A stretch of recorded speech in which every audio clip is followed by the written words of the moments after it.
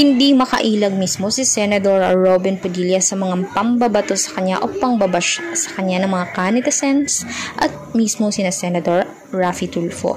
Mabuti na lamang at nagpapasalamat ang mga Pinoy dahil meron naman kahit papaanong isang mapagkakatiwalaan, isang tunay ang serbisyo sa mamamayang Pilipino na si Idol Raffy Tulfo. Ang nangingibabaw talaga sa puso niya ay tulungan ang mga Pinoy.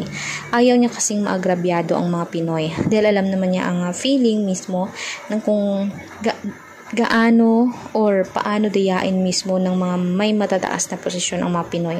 Alam naman natin ang isyung Pogo, di ba? 4 sa mga senador ang naluklok mismo o nalilink sa Pogo korporasyon na meron na makikita mismo sa iba't ibang lugar ng Pilipinas.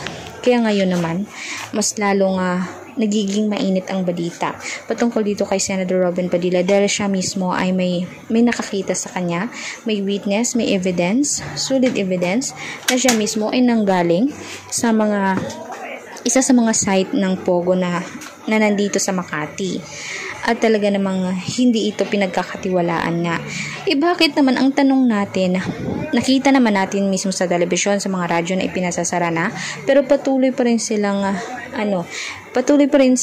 nagbubukas ng kanilang mga online gambling at patuloy pa rin ang mga Pinoy sa pagdideposito ng milyon-milyon at libu-libong pera. Ano bang magiging reaksyon nyo dito mga kanetesen?